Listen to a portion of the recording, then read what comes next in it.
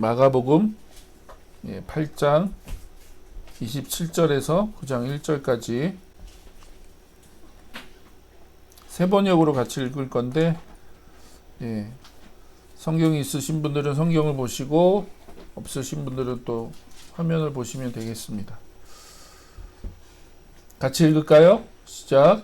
예수께서 제자들과 함께 빌립보의 가이사랴에 있는 여러 마을로 길을 나셨는데 도중에 제자들에게 물으셨다. 사람들이 나를 누구라고 하느냐? 제자들이 예수께 말하였다. 세례자 요한이라고 합니다. 엘리야라고 하는 사람들도 있고 또 예언자 가운데 한 분이라고 하는 사람들도 있습니다. 예수께서 그들에게 물으셨다. 그러면 너희는 나를 누구라고 하느냐? 베드로가 예수께 대답하였다. 선생님은 그리스도이십니다. 예수께서 그들에게 엄중히 경고하시기를 자기에 관하여 아무에게도 말하지 말라고 하셨다. 그리고 예수께서는 인자가 반드시 많은 고난을 받고 장로들과 대제사장들과 율법학자들에게 배척을 받아 죽임을 당하고 나서 사흘 후에 살아나야 한다는 것을 그들에게 가르치기 시작하셨다. 예수께서 드러내놓고 이 말씀을 하시니 베드로가 예수를 바짝 잡아당기고 그에게 항의하였다. 그러나 예수께서는 돌아서서 제자들을 보시고 베드로를 꾸짖어 말씀하셨다. 사탄아, 내 뒤로 물러가라. 너는 하나님의 일을 생각하지 않고 사람의 일만 생각하는구나. 그리고 예수께서 제자들과 함께 무리를 불러놓고 그들에게 말씀하셨다. 나를 따라오려고 하는 사람은 자기를 부인하고 자기 십자가를 지고 나를 따라오너라. 누구든지 제 목숨을 구하고자 하는 사람은 잃을 것이요 누구든지 나와 복음을 위하여 제 목숨을 잃은 사람은 구할 것이다. 사람이 온 세상을 얻고도 제 목숨을 잃으면 무슨 이득이 있겠느냐? 사람이 제 목숨을 되찾는 대가로 무엇을 내놓겠느냐? 음란하고 죄가 많은 이 세대에서 누구든지 나와 내 말을 부끄럽게 여기면 인자도 자기 아버지의 영광에 쌓여 거룩한 천사들을 거느리고 올 때에 그를 부끄럽게 여길 것이다. 또 예수께서 그들에게 말씀하셨다. 내가 진정으로 너희에게 말한다. 여기에 서 있는 사람들 가운데는 죽기 전에 하나님의 나라가 권능을 떨치며 와 있는 것을 볼 사람들도 있다. 아멘. 우리 이 말씀을 가지고 오늘 제자도에 대한 얘기, 제자도와 십자가라는 주제로 같이 말씀 나누길 원합니다. 우리가 계속 마가복음 살펴보고 있죠. 마가복음, 계속 마가복음 살펴보고 있고, 마가복음은 두 구조로 되어 있다라고 말씀드렸습니다. 하나는 이제 왕의 복음, 전반부는 왕의 복음이라고 하는 내용으로 마가복음이 구성되어 있고, 후반부는 이제 십자가의 복음, 예수님이 이제 십자가를 지시기 위해서, 십자가에서 죽으시기 위해서 이제 예루살렘에 올라가시고 예루살렘에서 십자가에 죽으셨다가 부활하는 이야기, 그게 이제 마가복음 전체의 구성이다라고 얘기 드렸죠. 그리고 그 전부를 다 하나로 묶는 것이 하나님 나라의 복음, 1장 15절에 마가복음이 그렇게 분명히 얘기하고 있죠. 하나님 나라 복음이다. 그래서 예수님 왕으로 오셨고 하나님 나라를 이 땅에 이루시기 위해서 오셨고 그것을 선포하신 게 복음인데, 그 복음은 두 가지, 왕의 복음, 십자가의 복음이다 라고 얘기 드렸습니다. 뒤에서 더 구체적으로 얘기하겠지만 오늘 이 그 말씀에서 나온 베드로의 신앙 고백이 중요한 이유는 마가복음이 이 기점으로 해서 전반부 후반부가 나눠진다는 거예요. 베드로의 고백을 기점으로 그 전반부가 왕의 복음, 베드로의 고백을 이유로 예수님이 이제 갈릴리에서 예루살렘으로 올라가시거든요. 그게 이제 십자가에서 죽으시기 위해서 예루살렘으로 올라가시기 때문에 우리가 그걸 십자가의 복음이라고 이제 구분한다는 거예요. 그래서 그 구분점이 되는 게 베드로의 신앙 고백이다. 그래서 이제 베드로의 신앙 고백이 굉장히 중요한 구분점이거든요. 근데 이제 그것을 이제 제자도라는 주제, 제자도라는 주제와 함께 오늘 좀 우리가 살펴보기를 원합니다.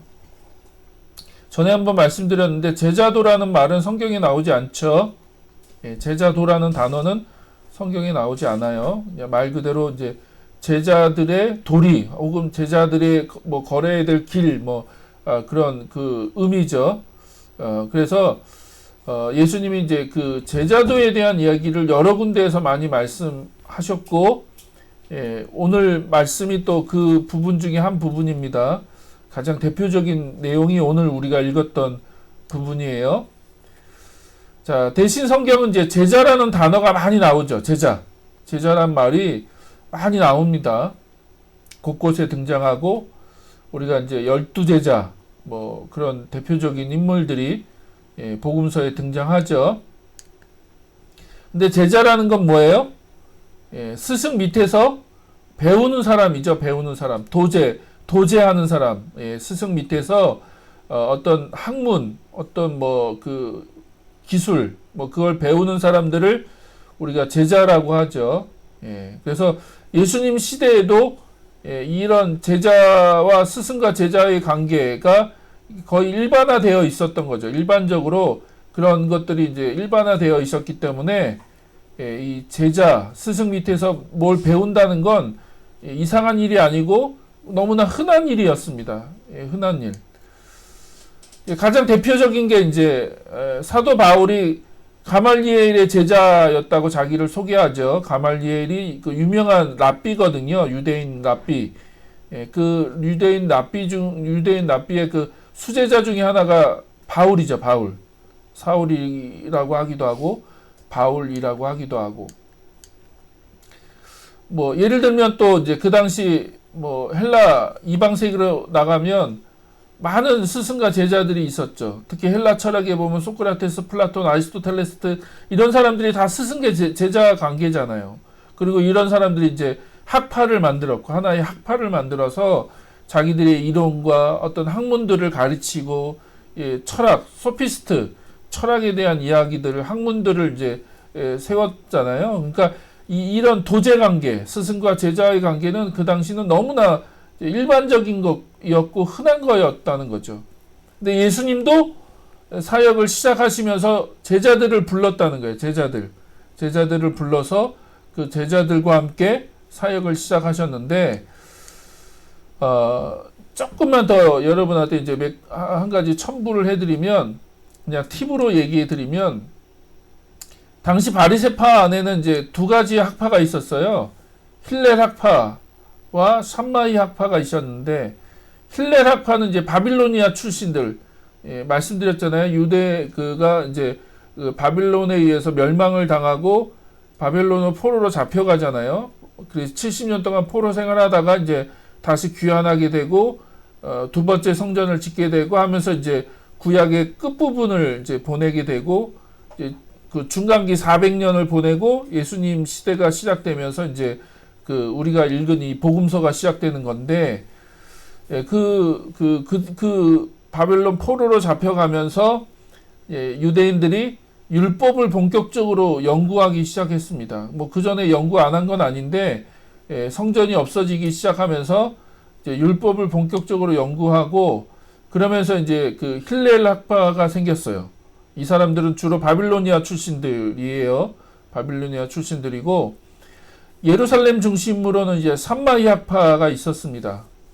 그래서 이제 이 사람들이 율법을 연구하는 거죠. 율법을 연구하고 율법을 해석하고 그 율법을 가르쳤던 사람들인데 여러분 그냥 상식으로 알아두시면 그 전부터 사실 율법을 계속 연구하고 있었거든요. 유대인들은 예, 모세를 통해서 전수받은 율법의 해석을 다는 거죠. 해석을 그 가장 대표적인 게 이제 미드라시라고 하는 겁니다. 미드라시 그 율법을 연구하고 조사하고 거기에다가 주석을 다는 거예요.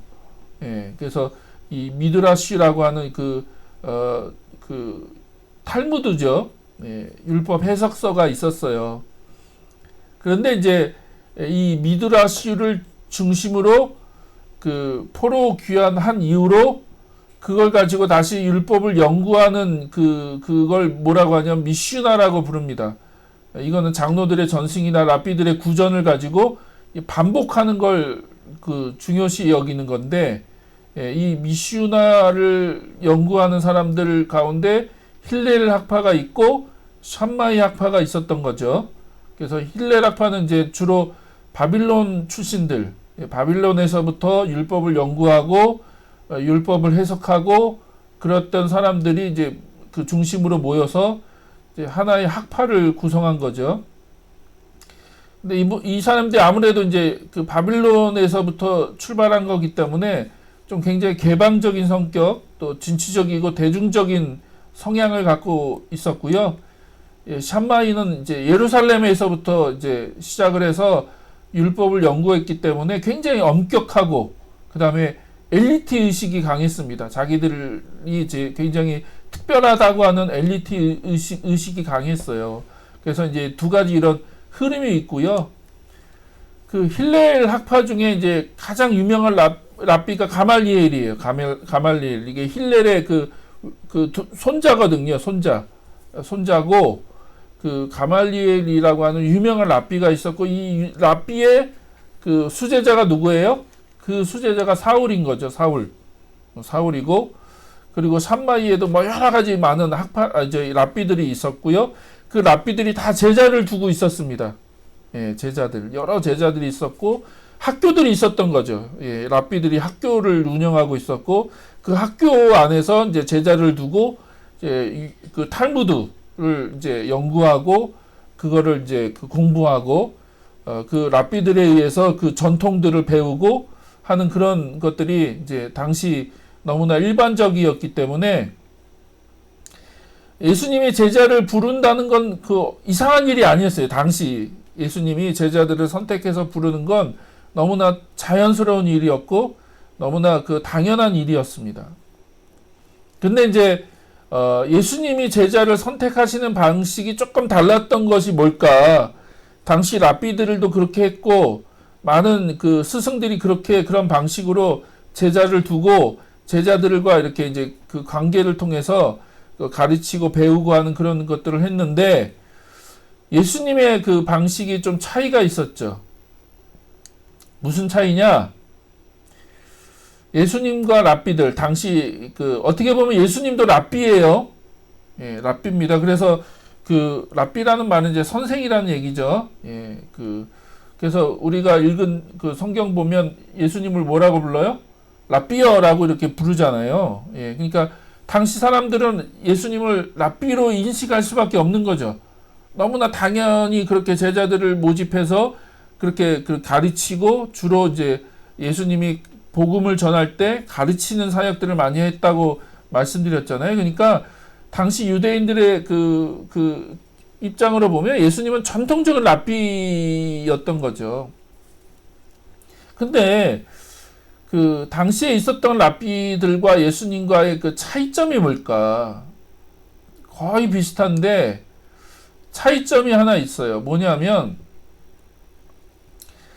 당시 랍비들은 학문을 가르치는 거잖아요. 그래서 학파를 형성하는 거죠.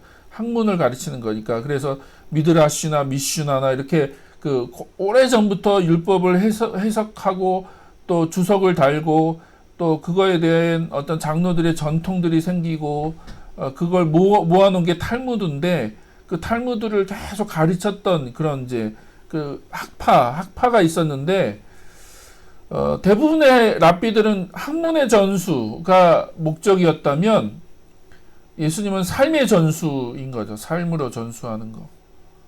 그리고 대부분의 그 랍비들은 그 학문, 그러니까 가르침을 따르는 거, 어느 그 전통에 따라서 가르침을 따르는 것이 중요했다면, 예수님과 제자들의 관계는 예수님을 따르는 것이 중요했다는 거죠. 이해되세요? 예, 이게 예수님의 차이입니다. 그 뒤에 가서 한번 다시 그 부분을 얘기할게요. 그래서 마가복음을 보면 예수님의 사역을 계속해서 두 가지라고 말씀드렸잖아요.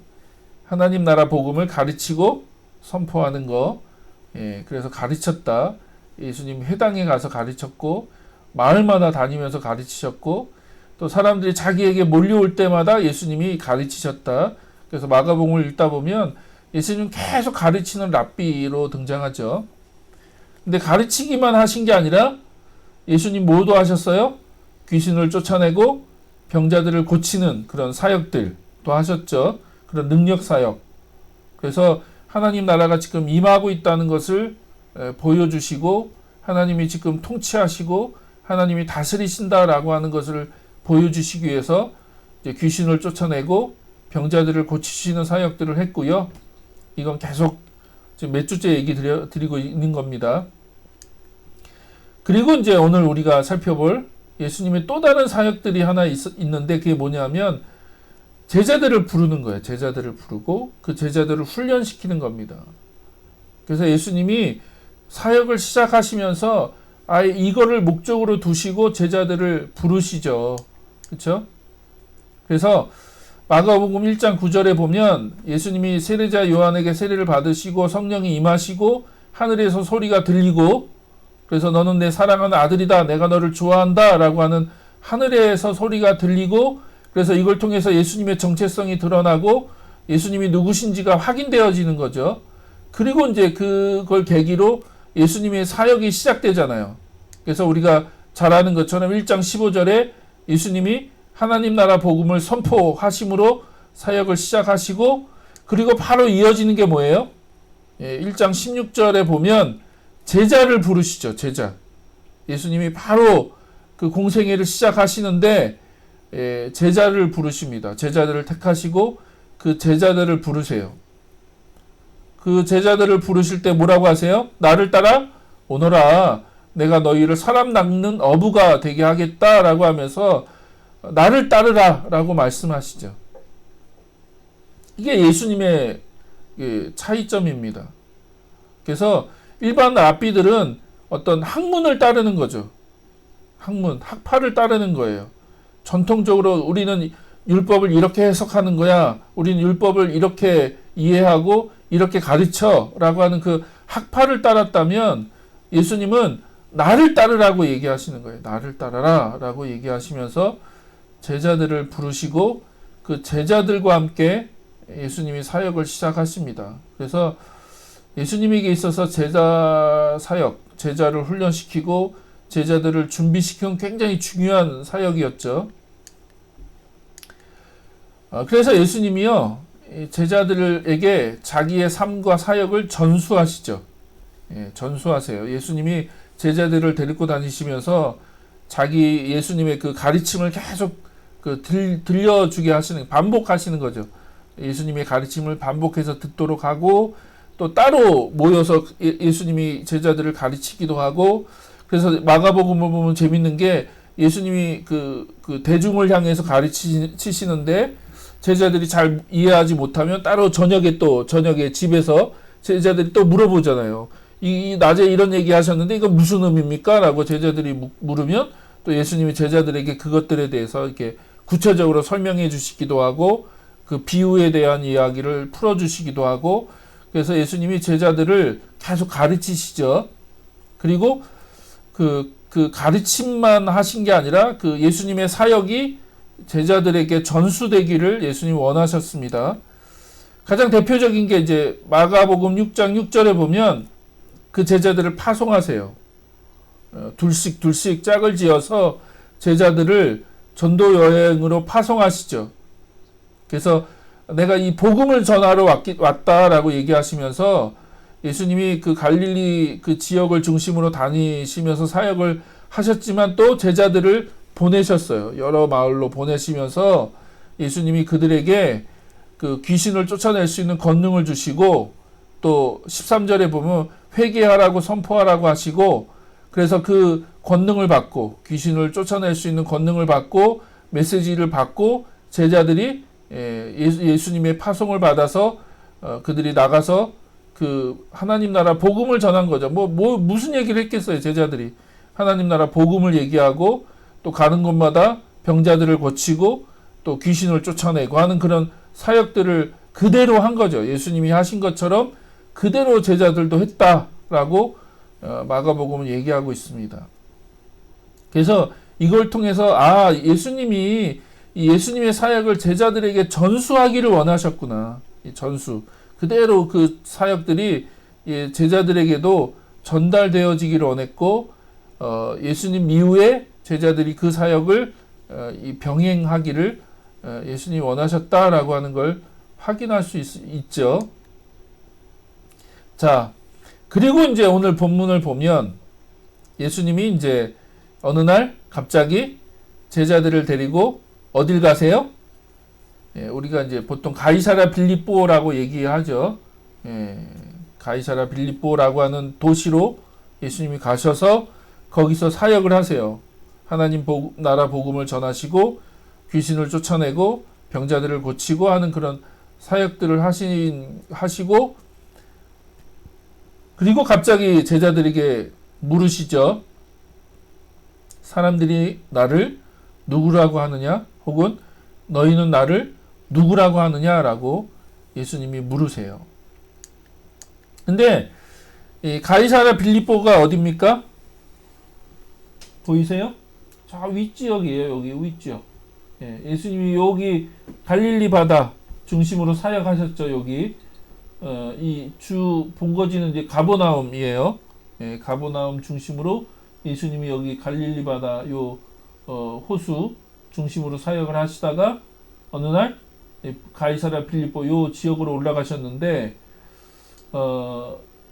이 가이사랴 빌립보라고 하는 게 왜 이름이 붙여졌냐면 원래 이 가이사랴라고 하는 도시가 또 있어요. 보이시죠? 여기 보면 가이사랴라고 하는 그 도시가 또 있잖아요. 그러니까 여기와 이름이 똑같은데 차별을 두기 위해서 이제 뒤에 빌립보라는 이름을 붙였는데 정확하게 위치는 여기에 있죠.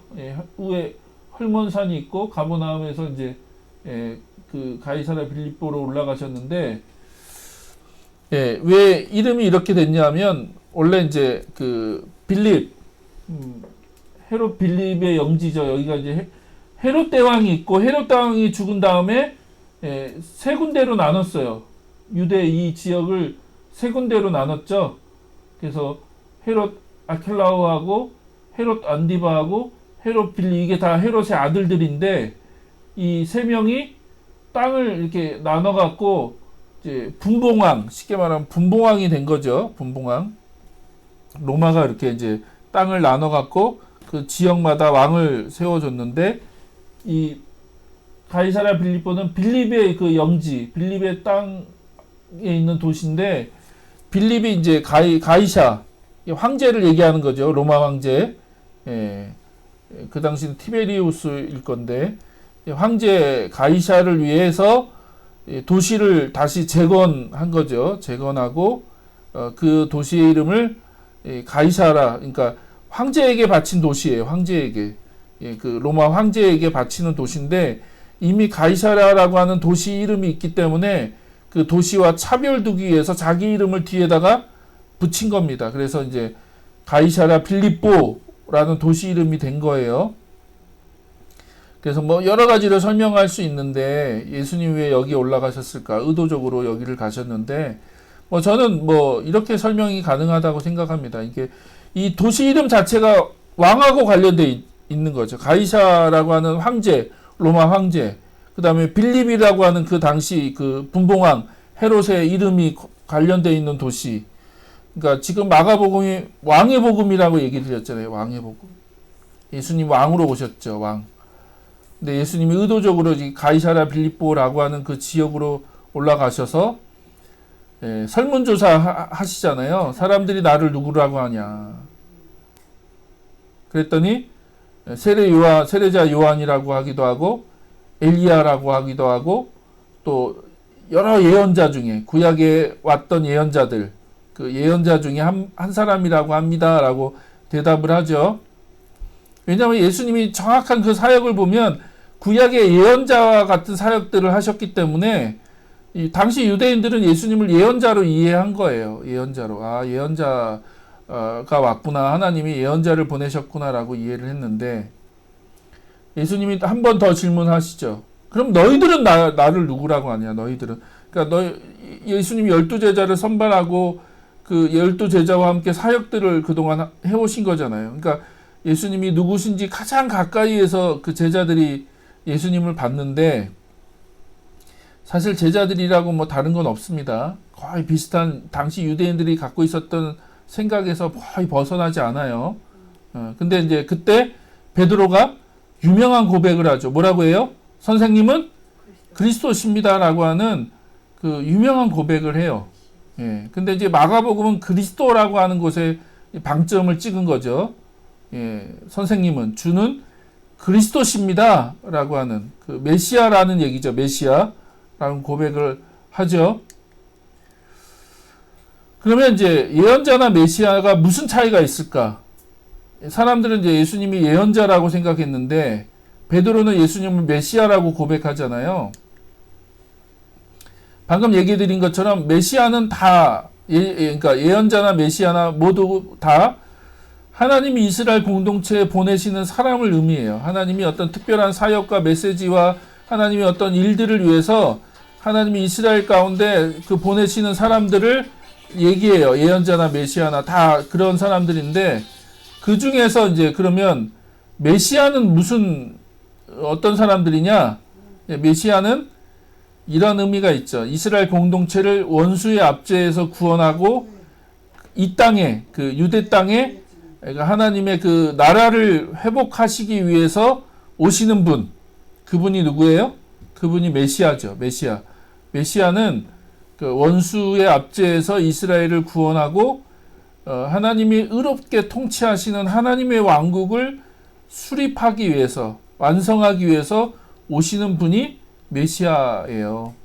그래서 지금 베드로가 예수님을 뭐라고 고백해요? 당신은 메시아십니다. 메시아. 그리스도십니다라고 고백하죠.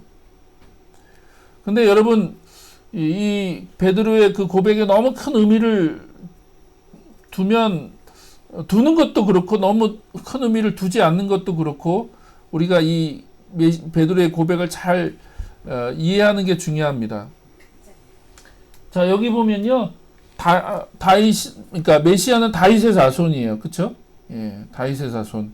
왜냐하면 이제 구약에 그렇게 예언되어 있기 때문에 다윗의 자손 중에 이제 메시아가 와서 다윗의 왕국을 회복할 거다. 근데 당시 유대인들 안에 어떤 생각은 없었냐면 그 메시아가 하나님의 아들은 아니에요. 이해되세요? 메시아가 하나님의 아들은 아니라고. 그들은 그렇게 생각을 하지 않았어요. 왜냐하면 하나님은 유일신, 그러니까 유일한 분이기 때문에 그분에게 아들은 존재하지 않아요. 하나님 한 분밖에 없어요. 메시아가 하나님의 아들이거나 신적인 존재라고 생각하진 않았어요. 그냥 다윗의 자손 중에 메시아가 올 거고 그 메시아가 오면 다윗의 왕국을 회복할 거다라고 하는 정도는 오케이. 예, 그건 문제 없어. 근데 그 메시아가 하나님의 아들이야. 아, 그거는 아니야. 라고 유대인들은 생각하고 있었다는 걸 여러분이 꼭 염두에 두셔야 됩니다. 근데 마가복음은 뭐라고 시작했다고요? 마가복음 1장 1절에 예수님을 뭐라고 고백해요? 하나님의 아들 예수 그리스도의 복음의 시작은 이러하다라고 하면서 이미 예수님을 그리스도 메시아라고 선포하고 있고 그 메시아는 누구예요? 하나님의 아들이다라고 선포하고 시작하는 거예요. 이게 마가복음의 표제, 그러니까 제목이에요. 제목. 마가복음의 제목, 책 제목이에요. 이미 딱 선언을 해놓고 시작하는 거예요. 그리스도는 메시아야 라고 딱 선언을 해놓고 시작하는 거예요. 근데 다시 한번 얘기하지만 당시 유대인들은 메시아는 하나님의 아들이 아니에요. 그럴 수가 없어요. 그건 성립이 되지 않아요. 그렇다면 베드로가 그런 생각이 있었을까? 예, 저는 없었다고 봐요. 예, 당시 대부분의 유대인들이 갖고 있었던 생각에서 크게 벗어나지 않았다. 제자들은. 또 베드로도 그 생각에서 크게 벗어나지가 않았을 거다. 그러나 이제 그러면 베드로의 고백이 아무런 의미가 없냐? 아니요. 그러니까 마태복음에 보면 예수님이 이렇게 얘기하시잖아요. 야, 너가 그런 놀라운 고백을 했는데 그것은 너가 그것을 깨달아서 진짜 그 의미를 깨달아서 한 게 아니야. 하나님이 너에게 알려주셨기 때문에 하나님이 지금 너에게 그 사실을 알려주시고 너에게 지금 쉽게 말하면 영감을 주신 거죠. 예, 순간적으로 하나님이 그때 베드로에게 영감을 주시고 그 마음을 딱 만지셔서 베드로가 놀라운 고백을 한 거 맞아요. 그러나 베드로의 고백은 아니었다는 거예요. 베드로의 고백. 베드로가 진짜 그걸 인정하고 그 사실을 동의해서 예수님이 진짜 메시아십니다. 그리스도십니다. 라고 고백한 건 아니다. 이 두 가지를 좀 우리가 잘 이해할 필요가 있습니다. 왜냐하면 그 다음에 이어지는 본문을 보면 베드로가 그런 마음이 없었다는 게 확인이 돼요. 그리고 이제 마가복음을 보면 제자들이 계속 깨닫지 못하잖아요. 계속 무지하게 반응하거든요. 예수님이 계속 기적을 행하시고 가르치시고 자기가 하나님의 아들이심을 드러내시고 그걸 계속 보여주시는데 제자들은 계속 깨닫지 못해요. 계속 믿음 없는 반응들을 하죠. 마가복음에 보면 마가복음을 쭉 읽어보면 제자들이 굉장히 답답한 반응을 해요. 오히려 이방인들, 병자들, 귀신 들린 사람들, 그러니까 정말 그런 사람들이 예수님이 하나님의 아들이라고 고백하고 예수님을 믿고 하는 그런 믿음의 고백들을 오히려 그런 사람들이 하지, 제자들은요 자꾸 엉뚱한 얘기해요. 엉뚱한 얘기하고 이상한 얘기하고. 그래서 제자들이 그걸 다 이해하지 않았다는 건 분명합니다. 그래서 그들은 예수님을 완벽하게 이해하지 못했어요. 아직은. 예. 그걸 어떻게 확인할 수 있냐? 그 다음 이야기를 통해서 우리가 확인이 가능한데, 자 보세요. 이 베드로의 고백을 들으시고요. 예수님이 이제 그동안 전혀 가르치지 않았던, 한 번도 언급하지 않으셨던 이야기를 하세요. 뭐에 대한 이야기 하세요? 십자가에 대한 이야기를 하십니다. 내가 이제 예루살렘에 올라가서 또 많은 그 종교 지도자들에게 핍박을 받고 고난을 받고 죽임을 당하고 사흘 후에 3일 후에 다시 살아날 거야 라고 하는 얘기를 처음으로 하세요. 그전에는 그런 십자가에 대한 이야기, 죽음에 대한 이야기를 한 번도 하지 않으셨다가 이 베드로의 신앙 고백을 들으시고 선생님은 그리스도십니다. 주는 그리스도십니다. 라고 하는 이 고백을 들으시고 예수님이 이제 그제야 본격적으로 십자가에 대한 얘기를 하십니다. 내가 이제 죽을 거야. 내가 이제 예루살렘에 올라가서 많은 고난을 받고 십자가에서 죽을 거야. 그러나 3일 후에 다시 살아날 거야. 라고 하는 얘기를 처음으로 하세요. 그리고 이제 마가복음에 보면 몇 번 하세요? 3번 하시죠. 그쵸? 3번 십자가 예고를 하시고 예루살렘에 올라가셔서 십자가에 죽으시죠. 예. 근데 이제 그 다음 바로 이어지는 베드로의 고백이 이제 놀라운 것은, 자, 이걸 또 다시 설명을 드리면, 마가복음 1장 1절이 이제 하나님의 아들 예수 그리스도의 복음의 시작이다. 시작은 이러하다라고 이제 시작하죠. 그리고 예수님의 공생애를 시작하시는데 왕의 복음을 선포하신다고 말씀드렸는데, 그 사역의 시작이 뭐예요? 하늘에서 음성이 들렸다. 너는 내 사랑하는 아들이다. 라고 하면서 예수님의 정체성을 확인하고 하늘의 소리가 들린 다음에 예수님이 사역을 시작하셨죠. 그 요단강에 세례 받으신 이후로. 그리고 이제 8장 29절에 선생님은 그리스도십니다. 주는 그리스도십니다. 라고 하는 그 베드로의 신앙 고백을 기점으로 해서 이제 십자가의 복음, 이제 십자가의 그 사역이 시작되는데, 바로 그 다음에 이어지는 사건이 뭔지 아세요? 변화산 사건이죠. 그렇죠? 예수님이 변화산에 올라가셔서 변화되신 다음에 하늘에서 또 소리가 또 들리죠. 어떤 소리가 들려요? 내 사랑하는 아들이다 라고 하면서 다시 한번 예수님의 정체성, 예수님이 누구신가가 다시 한번 확인이 되어지는 거죠. 그래서 마가복음에서 중요한 주제는 예수님이 하나님의 아들이다라고 하는 얘기를 계속 하는 겁니다. 근데 이 십자가의 복음, 그러니까 십자가 사역을 시작하실 때도 하늘에서 소리가 들리고 시작을 하시는 거예요. 하나님의 아들이라고 하는 그 소리를 듣고 그것이 이제 사역의 출발점이 되는 거죠. 십자가의 복음을, 십자가의 사역을 시작하시는 거죠. 그래서 예루살렘에서 십자가에 죽으시고 부활하시는 건데, 그래서 마가복음이 이렇게 구성되어 있고요. 그 중간중간에 계속해서 지난주에 말씀드렸듯이 전반부는 귀신들이나 혹은 그런 사람들을 통해서 계속 예수님의 정체가 드러나는 거죠.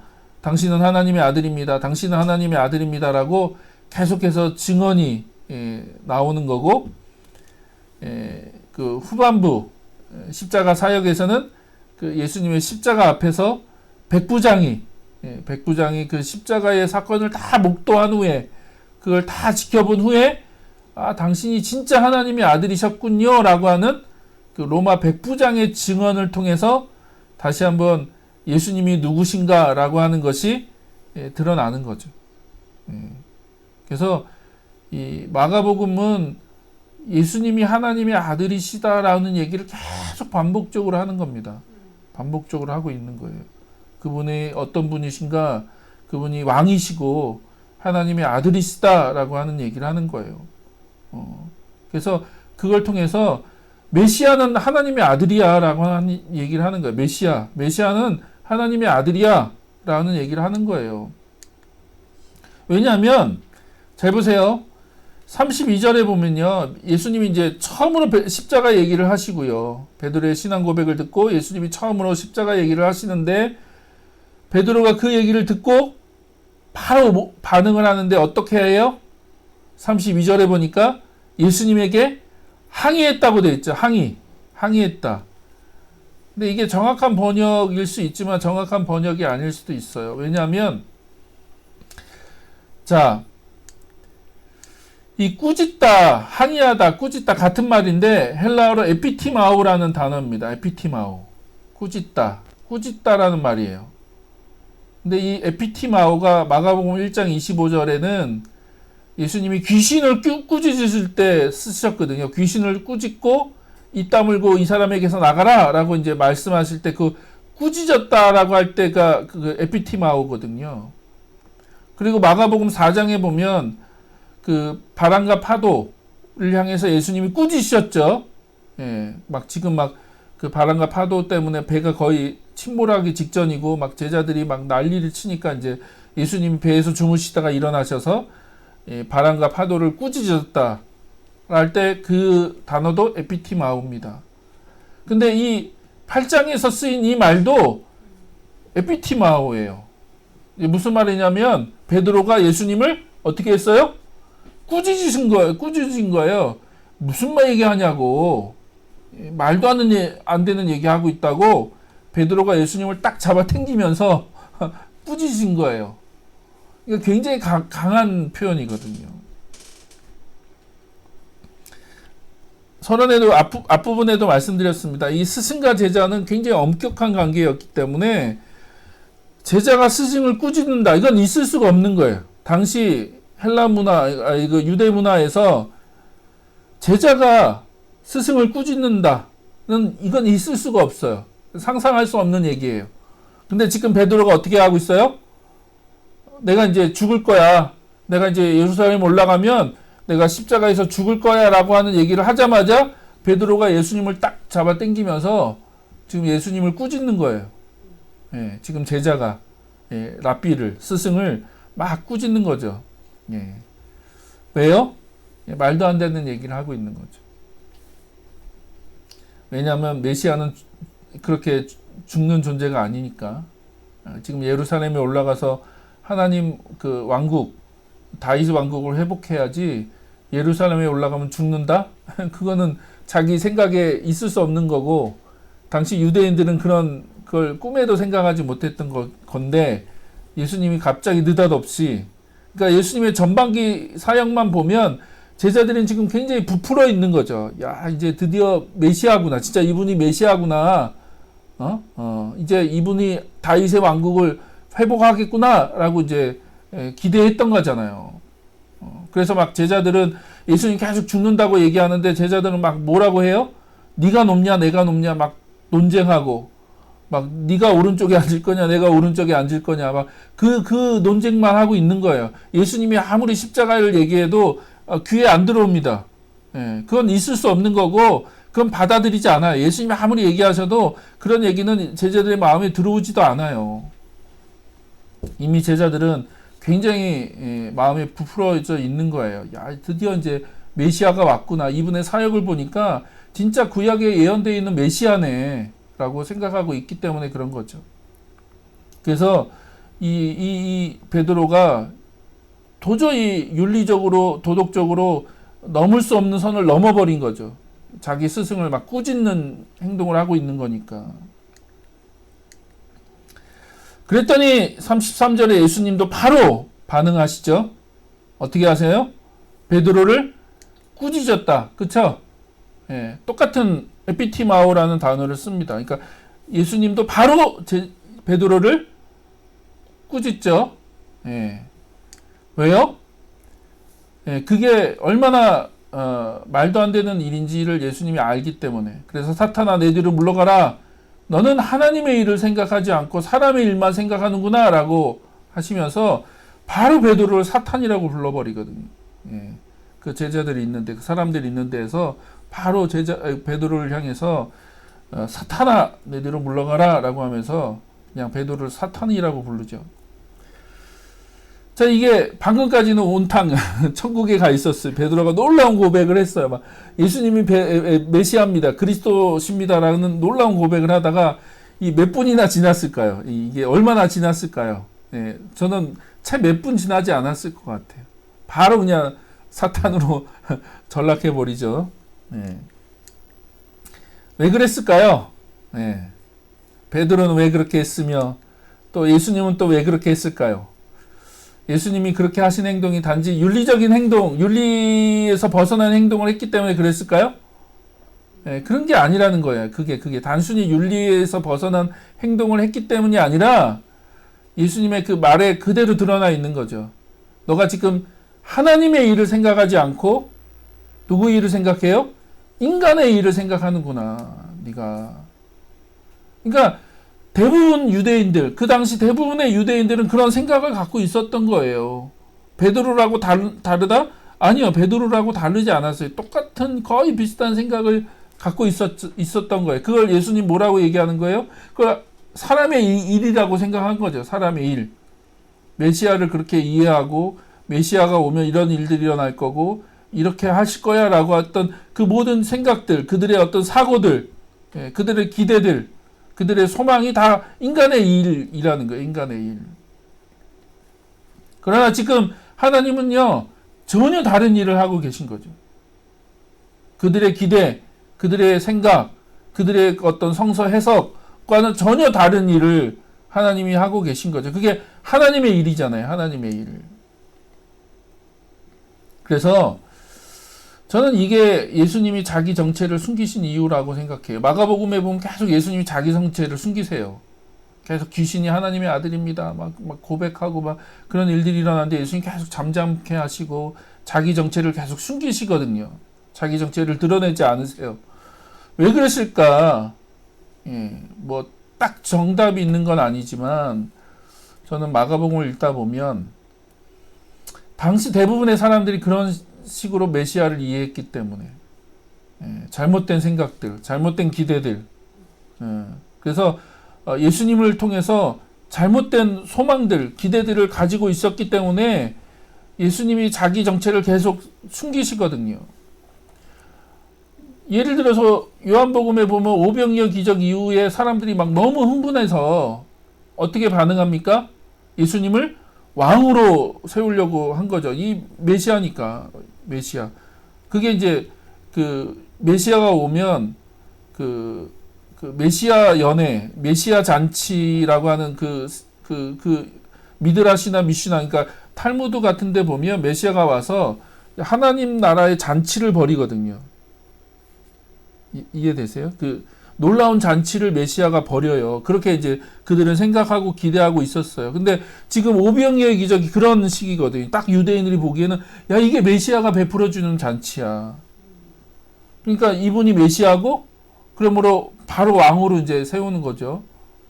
근데 예수님이 바로 거기서 도망쳐 나오시죠. 예. 그러니까 저는 이게 예수님이 자기 정체를 계속 숨기시는 이유가 여기에 있지 않을까. 당시 대부분 제자들까지도 그렇게 가까이에서 예수님의 사역을 보고 예수님의 가르침을 듣고 예수님이 행하신 일들을 가장 가까이에서 봤던 제자들마저도 예수님을 그냥 자기들이 기대했던 메시아로 이해하고 있는 거죠. 그러나 예수님은 그걸 완강하게 거부하시는 겁니다. 그걸 완강하게 거부하시. 이건 사람의 일이다. 하나님의 일은 따로 있다. 지금 하나님의 계획은 따로 있고 하나님 나라의 그 복음은 다른 거라는 거예요. 그들의 기대와 그들의 어떤 그 성서 해석과 그들의 소망과는 전혀 다른 하나님 나라 복음이 어떻게 이 땅에 임하고 하나님 지금 어떻게 그 구원을 이루어 가시고 하나님 나라를 어떻게 이루어 가시는지에 대한 그 계획이 있는 거죠. 자, 그러면서 이제 예수님이 뭘 얘기하세요? 제자도, 그러니까 예수님을 제자로 따르는 사람들이 어떻게 살아야 되는지, 어떻게 예수님을 따라야 되는지에 대해서 예수님이 이제 연결해서 말씀하십니다. 우리가 이걸 제자도라고 부르는데 뭐라고 하세요? 나를 따라오려고 하는 사람은 자기를 부인하고 자기 십자가를 지고 나를 따라오너라 라고 예수님 말씀하세요. 그래서 우리가 이걸 통해서 첫 번째로 우리가 확인할 수 있는 건 뭐냐면 신앙생활이라고 하는 건 예수님을 따르는 거구나. 교회를 다니는 것도 아니고 주일 성수를 하는 것도 아니고 뭐 그걸 하지 말라는 얘기가 아니라 그게 본질이 아니라는 거예요. 그게 전부가 아니라는 거죠. 진짜 신앙생활이라고 하는 게 뭐냐? 하나님을 믿는다는 게 뭐야? 신앙생활 한다는 게 뭐야? 하나님 나라 복음을 따라 산다는 게 정확히 뭐야? 라고 얘기하면 딱 신약의 대답, 복음서의 대답은 간단해요. 예수님을 따르는 거야. 그래서 신앙생활의 핵심은요, 예수님이 가신 길을 따라가는 거예요. 다른 게 아니에요. 예수님이 가셨던 그 길을 그대로 따라가는 거, 그게 제자라는 거예요. 그게 제자. 그래서 제자는 단순히 어떤 학문이나 어떤 이론을 전수받는 게 아니라 예수님의 삶의 방식, 예수님이 이 땅에 오셔서 육신을 입고 이 땅에 오셔서 사셨던 그 삶의 방식을 어떻게 해요? 그대로 전수받는 거예요. 그리고 그 예수님이 살았던 그 삶의 방식대로 그대로 사는 거예요. 그게 제자입니다. 그리고 예수님은 그걸 얘기하시는 거예요. 그래서 우리 앞에는 항상 두 가지 길이 있는 거죠. 하나님의 길이 있고 나의 길 혹은 세상의 길이 있고. 그래서 예수님이 얘기하신 거예요. 인간의 일과 하나님의 일 다른 거야. 그러니까 베드로를 사탄이라고 부르는 이유는 네가 인간의 일을 생각하고 하나님의 일을 생각하지 않았다는 거예요. 지금 네가 이해하고 있는, 네가 알고 있는 그 인간의 일 가지고 지금 판단하고 생각하고 행동하고 그 하나님이 전혀 원하시지 않는 거죠. 중요한 건 하나님의 일이에요. 하나님이 지금 일하고 계시잖아요. 그렇죠? 하나님이 지금 일하고 계시고 성경을 보면 하나님 계속 일하고 계세요. 앞서 가시면서 일하고 계시고 하나님은 항상 일하시는 분이시죠. 어떤 뜻을 갖고 계시고 어떤 계획을 갖고 계시고 그 일들을 이루어 가시는 분이세요. 앞서 행하시는 분이세요. 우리는 그 하나님을 따라가는 사람들인 거죠. 그래서 몇 번 말씀드리지만 출애굽 여정을 보면 광야 생활을 보면 그걸 하나님이 명확하게 얘기하십니다. 항상 앞서 가시잖아요. 하나님이 앞서 가세요. 광야 생활에서 항상 하나님이 앞서 가세요. 구름 기둥과 불 기둥으로 보호하시고 동행하시고 앞서 가십니다. 먼저 가지 않아요. 인간이 먼저 가지 않아요. 하나님이 뒤에서 몰아가시는 분도 아니고 인간이 앞서가면서 하나님의 도움을 구하면 하나님 뒤에서 뒷바라지나 뒤처리를 해주시는 분이 아니에요. 그건 전혀 성경적이지 않아요. 하나님은 항상 앞서가세요. 인간은 어떻게 해요? 하나님을 따라가는 거예요. 하나님의 뜻이 뭔지, 하나님 지금 어느 방향으로 가시는지, 어떤 뜻이 있으신지, 어떻게 일하시는지 그걸 분별하고 그걸 발견했으면 그 길을 따라서 따라가는 겁니다. 그게 목자예요. 그래서 이게 구약에서는 계속 하나님이 내가 목자야라고 얘기하는 이유는 보호와 어떤 그런 공급이라는 의미도 있지만 목자가 앞서가는 거죠. 그래서 요한복음이 예수님이 내가 목자다. 그래서 목자는 어떻게 해요? 우리에서 양을 꺼내놓고 목자가 앞서가는 거죠. 그렇죠? 목자가 앞서가면 양은 목자의 음성을 아는 거로 목자를 따라간다라고 얘기하시는 거예요. 그러니까 제자는요, 예수님을 따라가는 거예요. 예수님 따라가는 거예요. 그러니까 우리가 계속해서 선택해야죠. 나의 길을 갈 거냐? 예수님의 길을 갈 거냐? 나의 길을 내가 선택해서 갈 거냐? 예수님이 가신 그 길을 선택해서 갈 거냐? 이게 뭐 예수님 믿는다고 자동으로 되는 것도 아니고 우리는 날마다 선택을 해야 되는 거예요. 내 삶 속에서 나의 길을 걸어갈 거야? 예수님의 길을 걸어갈 거야. 우리 세상 속에서, 우리 직장 안에서, 우리 가정 안에서 매일매일의 순간순간 삶에서 내가 배워왔고 내가 알고 있는, 내가 그냥 습관적으로 너무나 그냥 평상시 너무나 그냥 그렇게 살아왔던 삶을 그렇게 그냥 살아갈 거야? 아니면 그 가운데서 예수님의 길을 내가 찾고 예수님의 길을 발견하고 예수님의 길을 걸어갈 거야? 라고 하는 선택을 해야 되는 거죠. 제자는. 자, 그러기 위해서 뭘 해야 돼요? 예수님 두 가지 얘기하셨어요. 자기를 부인하고 자기 십자가를 져라. 자기를 부인하고 자기 십자가를 져라. 그러면 자기를 부인한다는 건 뭐고 자기 십자가를 진다는 건 뭐냐? 자기 자신에 대해서 아니요 라고 말하고 자기 십자가를 진다는 게 뭐냐는 거죠.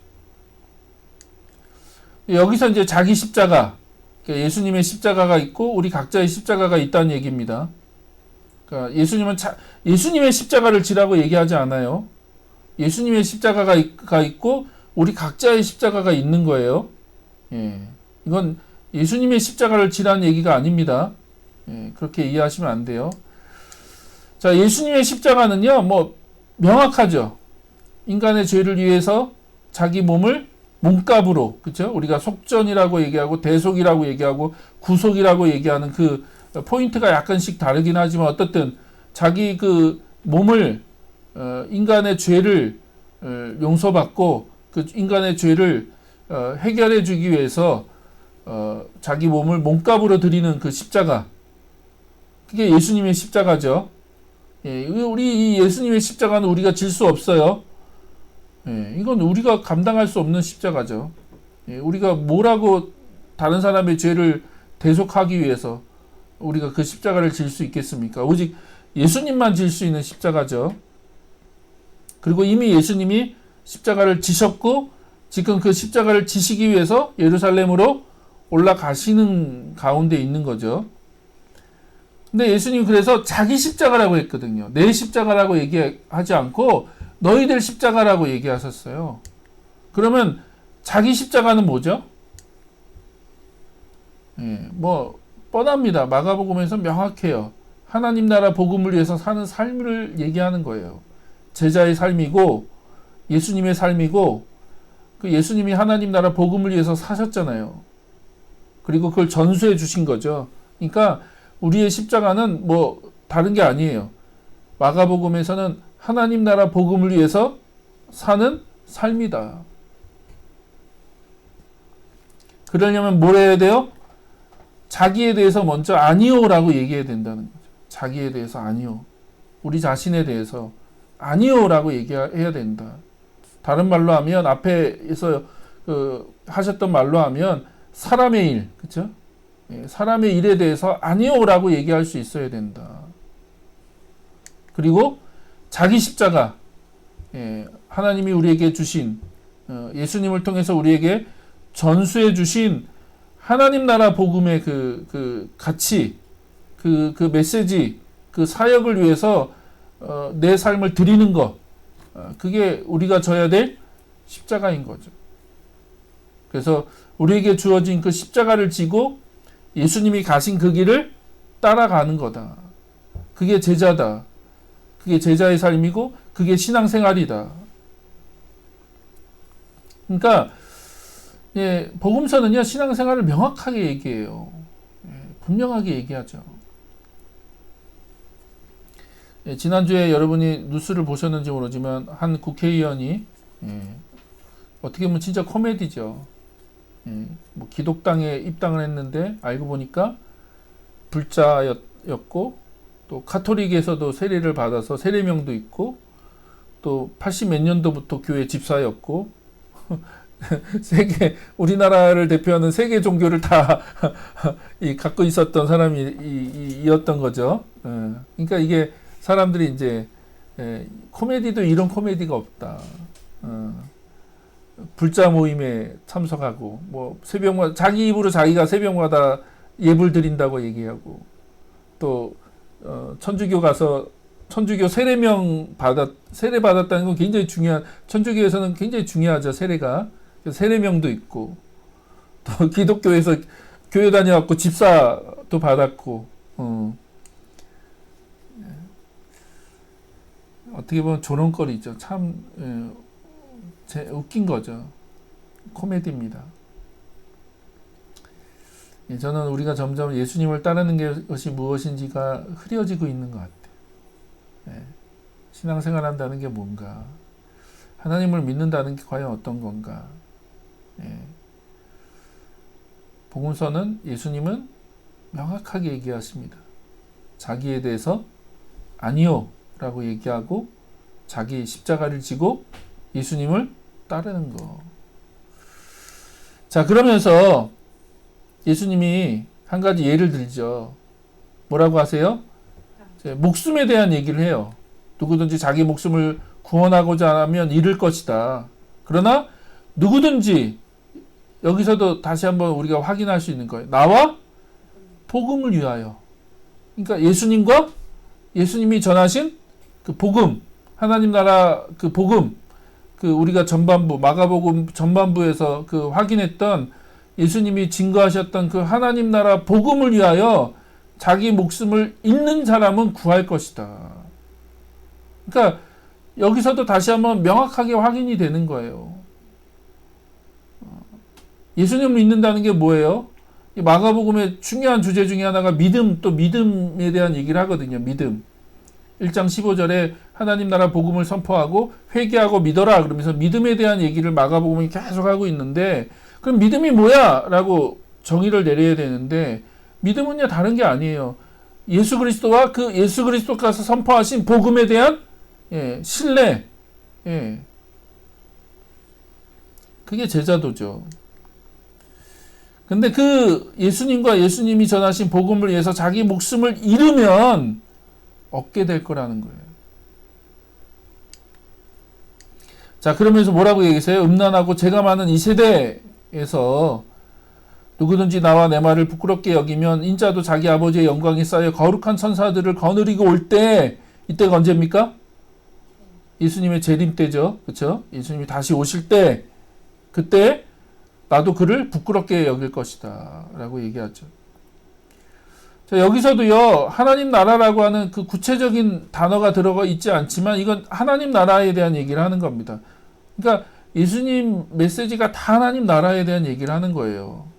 우리가 이런 그림을 그렸잖아요. 이 세상, 지금 우리가 사는 이 세상이 어느 때예요? 음란하고 죄가 많은 이 세대죠. 이 세대, 이 세상, 그렇죠? 근데 거기에 하나님 나라가 임했다고 말씀드렸잖아요. 예수님의 그 초림으로, 예수님의 오심으로 하나님 나라가 이 땅 가운데 임하기 시작한 거죠. 그게 마가복음 1장 15절 하나님 나라 복음의 시작이죠. 그래서 예수님이 하나님 나라를 선포하시고 하나님 나라가 지금 이 세상, 이 음란하고 죄가 많은 이 세상 가운데 침투하고 이 세상 가운데 들어오기 시작했다. 근데 그게 언제 완성돼요? 예수님이 다시 오실 때, 그쵸? 그때가 언제예요? 인자가 자기 아버지의 영광에 쌓여 거룩한 천사들을 거느리고 올 때 예수님이 다시 오시는 거죠. 그 영광으로, 그 능력으로 다시 오실 그때 하나님 나라가 어떻게 해요? 그때 완성되는데 그때 최후 심판이 있을 거라는 거죠. 네가 이 세대, 이 음란하고 죄가 많은 이 세대에서 어떻게 살았는지, 뭘 위해서 살았는지에 대한 심판이 있을 거라는 거예요. 근데 뭐를 얘기하세요? 어떻게 살아야 된다? 너가 나와 복음을 위해서 목숨을 버리면, 그러니까 이 세대를 따르지 않고, 그쵸? 이 세상의 원리를 따르지 않고, 이 세상의 가르침, 이 세상의 어떤 유행, 이 세상의 방식대로 너가 살지 않고 오는 세상, 하나님 나라의 그 원리, 하나님 나라의 그 가치를 가지고 너가 산다면 마지막 때에 그거에 대한 상급이 있을 거라는 거죠. 그게 바로 뭐예요? 그게 제자도예요. 그게 제자도. 자기를 부인하고 자기 십자가를 지고 예수님을 따르는 거. 우리가 육체를 가지고 이 세상에 살 때 나에 대해서 아니오라고 얘기하고 하나님의 하시는 일들을 자기를 부인하면서 따르는 거. 예수님이 사셨던 그 삶의 방식을 선택하고 그 예수님을 따라가는 거. 그게 가장 지혜로운 삶이야 라고 얘기하시는 거죠. 그게 진짜 지혜로운 삶이야. 세상 사람들은 그게 어리석은 삶이고, 그래서 이 세상에서 더 많은 것들을 누리고 더 많은 것들을 뭐 쌓아놓고 정말 인정받고 떵떵거리고 사는 거, 그게 최고의 가치라고 생각하겠지만, 그러나 인자가 다시 올 때, 예수님이 다시 오실 때는 그것이 다 어떻게 해요? 전복된다는 거예요. 뒤집어진다는 거죠. 가치가 다 뒤집어질 거야. 너가 알고 있는 게 다 다시 바뀔 거야.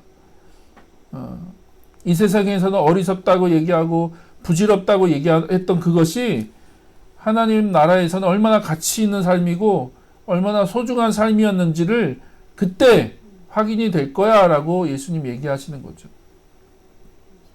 그래서 계속 얘기 드리는 거예요.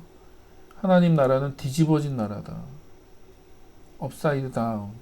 뒤집어진 나라라고요. 전복된 나라. 그 가치가 뒤집어져 있기 때문에 그 나라가 세상 사람들은 받아들이기 어려운 거죠. 그래서 다시 한번 얘기하지만 당시 베드로 뭐 제자들 유대인들은 그런 그 이 세상의 가치를 가지고 있었던 거예요. 메시아에 대한 기대, 하나님 왕국의 기대, 하나님 나라에 대한 기대를 그런 방식으로 가지고 있었기 때문에 예수님이 아무리 얘기하셔도 그들은 이해할 수가 없는 거예요. 하나님 나라가 뭔지, 그 나라가 어떻게 임한다고 하는 건지, 또 왜 십자가에 가서, 그러니까 예루살렘에 올라가서 왜 십자가에서 죽어야 되는지 베드로나 제자들은 이해할 수 없는 거죠. 그러나 십자가를 정말 그 경험했을 때, 십자가가 진짜 영광이구나. 하나님의 영광. 복음서는 계속 그걸 영광 받는다고 표현하거든요. 근데 부활만을 얘기하는 게 아니에요. 예수님의 영광, 예수님이 정말 하나님의 아들이었구나, 예수님이 정말 메시아구나, 예수님이 정말 구원자라구나 하는 것이 언제 드러나요? 부활을 통해서 드러나기도 하지만 사실 십자가를 통해서 드러나는 거예요. 이분이 진짜 구원자시구나. 이분이 진짜 메시아구나라는 게 십자가에서 달리신 그 예수님을 통해서 드러난다고. 그게 역설이죠. 그쵸? 세상 사람들은 너무나 연약하고 나약하게 십자가에서 죽는 거 그냥 너무나 무능력한 거고, 그게 무슨 구원자고, 그게 무슨 메시아야, 그게 무슨 다윗의 자손이야 라고 하지만, 그러나 그게 하나님의 능력이고 하나님의 구원의 방식이라는 거예요. 그게 하나님의 지혜고, 그러니까 십자가는 역설이고 하나님 나라는 역설이라는 거예요. 뒤집어져 있는 거예요. 그러니까 아무리 지금 설명해도 제자들은 이해하지 못해. 그걸 받아들일 수가 없어요. 자, 그래서 정리하겠습니다. 우리가 선택해야 된다는 거예요. 매 순간 여러분 선택하셔야 돼요.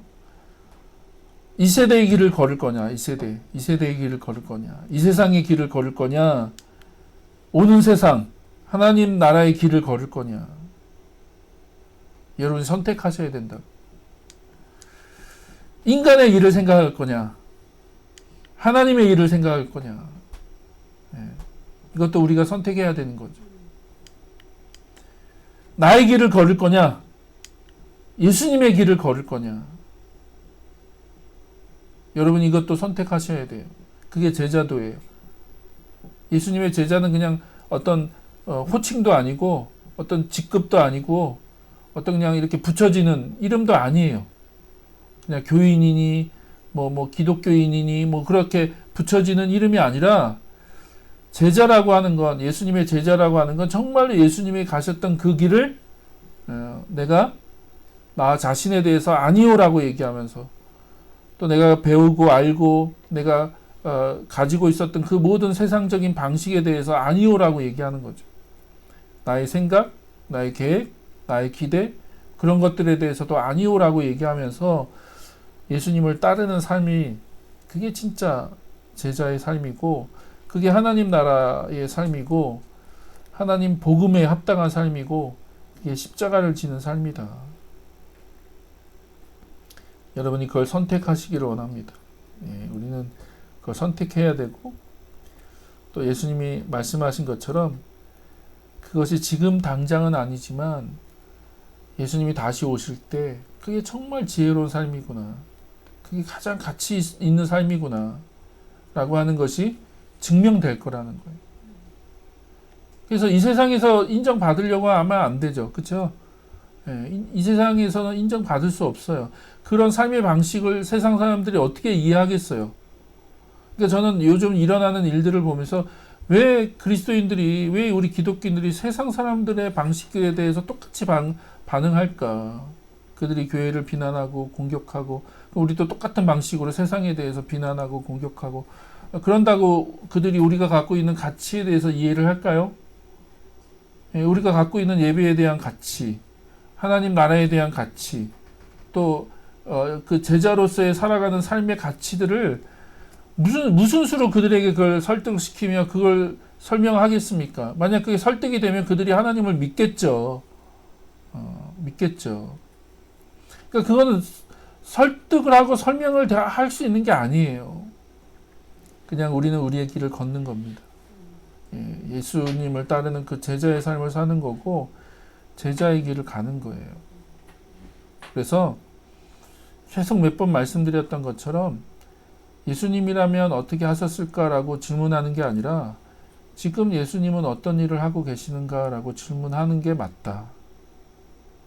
예수님이라면 어떻게 하셨을까? 그것도 너무 좋은 질문이지만, 그러나 더 좋은 질문은 뭔지 아세요? 지금 예수님이 어떤 일을 하고 계시는가? 그분이 걸어가시는 길이 어떤 길인가? 우리가 그걸 분별하는 거죠. 그리고 그리스도인들은 그 길을 걸어가는 겁니다. 그것이 뭐 인정을 받든 비난을 받든 그것에 대해서 어리석다고 얘기를 듣든, 그러나 우리가 계속 말씀드린 것처럼 공공성이에요. 지금의 이 사회적인 이슈는 공공성이죠. 공적인 부분이 분명히 필요하기 때문에 우리가 양보할 건 양보하고, 멈출 건 멈추고, 할 수 없는 건 하지 말아야죠. 그렇죠? 우리만 사는 게 아니고 우리가 이 다종교, 다문화 가운데에서 이제 쉽게 말하면 광장으로 나왔다. 광장으로 우리가 다 나왔어요. 거기에는 다양한 사람들이 있고, 다양한 주제들이 있고, 다양한 협의와 다양한 대화와 토론이 있는 그곳에서 우리가 대화해야죠. 대화하고 같이 고민하고 같이 함께 살아갈 길이 무엇인지에 대해서 그 협의하고 그 삶의 방식들을 찾아가야 되지만, 그러나 예수님이 가셨던 그 길을 우리가 따름에 있어서는 양보할 수 없는 것은 양보할 수 없는 거죠. 그거에 대해서 세상이 아무리 뭐라고 해도 가야 될 길은 가야 되는 거죠. 그게 제자의 길이니까. 그래서 지혜가 필요한 것 같아요. 분별이 필요하고 지혜가 필요하고. 그러나 저는 그 지혜 이전에 우리가 정말 회복해야 될 것은 제자의 삶이다. 하나님 나라 복음으로 사는 이 제자의 길을 우리가 정말 걸어왔는가. 우리가 얼마나 많은 것들을 타협하고 우리의 수를 불리고 우리의 그 외적인 그것들을 늘리고 세상에서의 성공과 부와 명예와 영광을 얻기 위해서 우리가 본질을 잃어버리고, 마치 그것이 본질인 것처럼 우리가 추구했던 삶들, 예수님의 방식이 아니었고 예수님이 가셨던 길이 아니었음에도 불구하고 마치 그것이 하나님의 축복인 것처럼 얘기하고 예수님의 그 길인 것처럼 얘기했던 것들에 대해서 이제는 우리가 아니야라고 얘기할 수 있어야 되는 거죠. 그런 회복들이 다시 한번 우리들 가운데 있기를 소망합니다. 예, 우리 같이 기도할까요? 예, 우리 같이 이 시간 기도하고 성찬하도록 하겠습니다.